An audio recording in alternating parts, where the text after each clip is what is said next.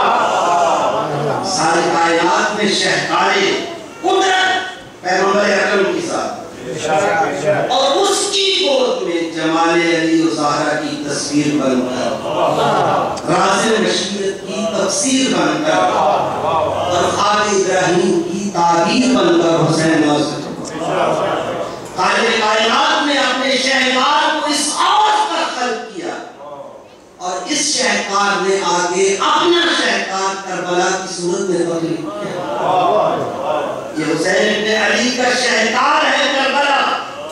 ساری کائنات میں کربلا وہ ہے کہ جس کی زیارت کے لیے عرش اولا سے قافلے چلتے ہیں. ہم ذکر کربلا کے لیے گھروں سے چلتے ہیں اور عرش اولا والے اس ذکر میں شرکت کے لیے عرش اولا سے چلتے ہیں. اور ذکر کربلا جہاں جہاں ہوتا ہے وہاں صرف ہم لوگ نہیں ہوتے، معصومین آتے ہیں. وہاں پر ارواح انبیاء نے یہ ذکر کربلا کی خصوصیت ہے. میں کہا کرتا ہوں کبھی اپنے دل کو ٹٹولیں. مومن کے دل میں وہ رونق موجود ہے، وہ پاکیزگی، وہ محبت اہل بیت کا صدقہ موجود ہے. خدا بعض اوقات ہم اپنے ان خزانوں سے آگاہ نہیں ہیں جو ہمیں ادھر سے محبت اہل بیت کے صدقے میں پاتی ہیں. ہمیں بسا اوقات ان خزانوں کا علم نہیں ہوتا، لیکن یہ نہیں ہو سکتا کہ خزانہ ہو اور اس کا کوئی اثر نہ ہو. یہ تو نہیں ہو سکتا کہ وہ دولت ہو، ہم بسا اوقات اس کے اثرات سے آگاہ نہیں ہوتے، ہم بسا اوقات ان کی طرف متوجہ نہیں ہوتے، لیکن اس کا فیض اٹھا رہے ہوتے ہیں. ہمارا دل ان چیزوں کو سمجھتا ہے، ہمارا لاشعور سمجھتا ہے. شعور کی باتیں تک لانے کے لیے کسی رہنما کی ضرورت ہے. وہ چیزیں جو فطرت کے اندر نہاد خانہ فطرت کے اندر جو تہہ زمین موجود ہے، جو لاشعور کی باتیوں میں موجود ہیں، ان کو سطح شعور تک لانے کے لیے کسی رہنما کی ضرورت ہے. یہ محبت اہل بیت کا ایک کرشمہ. آپ لوگ بڑے مصروف لوگ ہیں ماشاءاللہ، اپنے اوطان سے آ کر ایک نئے وطن میں آباد ہو گئے اور مصروفیات بہت زیادہ ہیں. آپ کے پاس جدید ذرائع بھی ہیں، آپ بہتر سے بہتر عالم کی تقریر اپنے گھر میں سن سکتے ہیں. انٹرنیٹ موجود ہے، سی ڈی موجود ہے، سید العلماء کی تقریر سنیں. کون بہتر سے بہتر عالم، لیکن اس وقت تک چین نہیں آتا جب تک آزاد ہونے نہیں آتا. اس کی کیا وجہ ہے؟ حالانکہ وقت زیادہ سخت ہوتا ہے، حالانکہ زحمت زیادہ ہوتی ہے اور بہتر تقریر گھر میں مل رہی ہے. اس کے باوجود طبیعت میں تشنگی کیوں رہ جاتی ہے؟ اس لیے کہ بارش یہاں آتا ہے. ادھر محرم شروع ہوا، ادھر بارش کی طرف سے میسج ہر دل نے وصول کر لیا کہ بزم عزا برپا ہو گئی ہے، ہم آئیں گے، تم آ جاؤ. قافلے چلتے ہیں. اور اب جملہ کہوں جس کے لیے کہہ رہا تھا، یہ سارا نظام سپرد کر دیا گیا اس نظام کے. سارے نظام کی تفہیم خدا تفہیم ہے ہی نہیں. اگر کربلا بڑی بڑی توجہ کے ساتھ انبیاء کی عظمتیں کس مرتبہ فکر کے پاس ہے. انبیاء کی عصمت اس سطح پر جو انبیاء کی سطح عصمت ہے، اس سطح پر انبیاء کی عصمت کو کون سا مرتبہ فکر ہے جو دنیا میں پیش کرتا ہے. ابھی بات ہو رہی تھی، ہمیں لوگوں کو ہمارا تاریخ سنانا اچھا نہیں لگتا. ہم تاریخ سنائیں، کس کی تاریخ سنائیں؟ پیغمبر اکرم کی سنائیں. پھر جہاں نبوت کی تاریخ بعثت سے شروع کریں گے تو وہ نظر آئے گا جس کا دیکھنا ان کو اچھا نہیں لگتا. اس کا دیکھنا اچھا نہیں لگتا، وہ سامنے آتا ہے نا. اس کا نتیجہ کیا ہے کہ اب پیغمبر کا ہی تذکرہ اچھا نہیں لگتا. پیغمبر کا تذکرہ کریں گے تو وہ تو صاف نظر آئے گا نا. لہذا بعثت سے لے کر غدیر تک جو ساتھ ہے اس کے ذکر کو پیچھے کرنے کے لیے پیغمبر کو ہی پیچھے کر دیا. اور اگر کبھی نعت پڑھی بھی تو پیغمبر کی نعت نہیں پڑھی. میں یہ جملہ ان لوگوں کے لیے کہہ رہا ہوں جن کو نعت اور مائے کا فرق معلوم ہے. اگر نعت پڑھی بھی تو پیغمبر کی نعت نہیں پڑھی. پیغمبر ابھی جو آیت میں نے انہوں نے کلام قرار دیا ہے، میں کل سے اس پر گفتگو شروع کروں گا. سورہ آراف کیا ہے؟ خالق کائنات کی نے حضرت موسیٰ کی دعا کے جواب میں کچھ خوش قسمت لوگوں کا ذکر کیا. اور وہ کون ہیں؟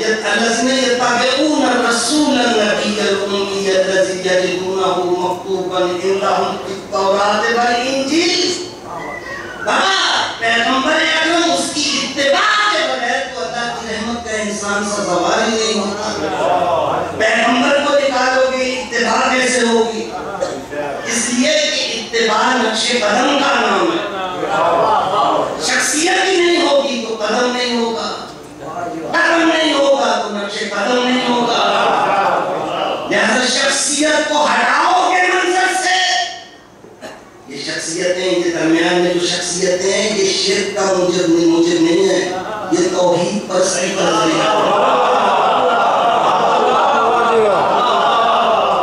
یہ نقش قدم اتنا ضروری ہے, یہ نقش قدم اتنا ضروری ہے کہ اگر یہ نہ ملے تو توحید کا دار ملتا نہیں. جس طرف جا رہے ہو وہ توحید کا در ہے یا کون سا در ہے؟ خدا تو جسم و جسمانیات سے مبرہ و منزہ ہے, وہ تو تمہیں نظر آنے سے رہا. تم کس گمراہی کے راستے پر چلو گے تمہیں کیا پتا؟ نقش قدم ہوگا تو تمہیں صحیح منزل پہ لے جائے گا. لہذا نقش قدم یہ کتنا ضروری. میں ایک جملہ کروں گا, خالق کائنات نے ہر صاحب توفیق مسلمان پر حج واجب کیا. حج واجب کیا, وہاں پہ کیا ہے؟ ایک مکان ہے اور اس کے ملکین کی کوئی خبر نہیں.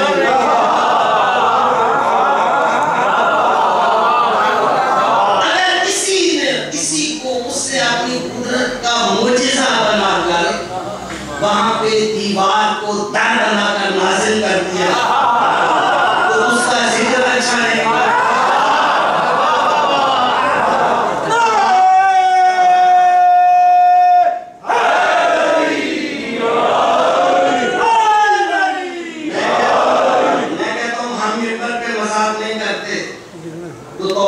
کیا مذاق کیا ہے لوگوں کے ساتھ, یہ چکر اسی مقام کے ان کے نصیب میں لکھ دیے.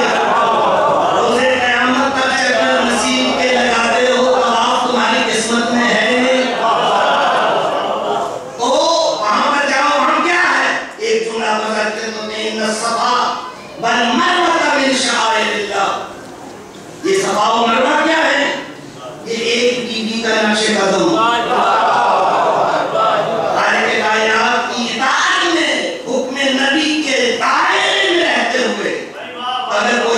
چکر لگائے تو خالق کائنات اس زمین کو شاعر الہی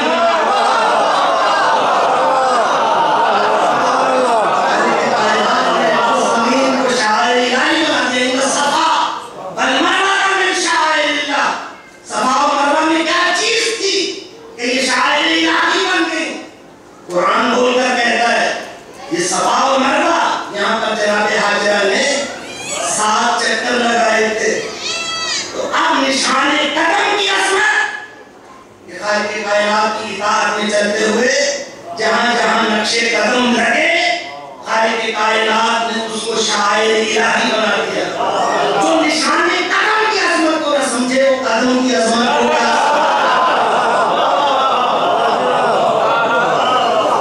نشان قدم کو نہ سمجھے وہ قدم کی عظمت کو کیا سمجھے گا. یہ جملہ اور سر ہوا کی خدمت میں خالق کائنات تفہیم کی منزلوں سے قافلہ انسانیت کو گزارنا چاہتا ہے. اور پھر وہ کس طریقے سے یہ مقام ابراہیم کیا ہے؟ نشان قدم ہی تو ہے. حضرت ابراہیم کا نشان قدم. اب جو لوگ حضرات مشرف ہوئے حج سے ان کے لیے یہ جملہ اور دوسرے لوگ بھی متوجہ ہوں. خانہ کعبہ کی طرف جس طرف سے بھی رخ کر کے نماز پڑھو نماز ہو جاتی. آج آپ ادھر ہیں سامنے خانہ کعبہ ہے, ادھر سے منہ کر کے ادھر کو نماز پڑھو صحیح ہے نماز. اب اگلے دن آپ خانہ کعبہ کے اس طرف جا کے ادھر کو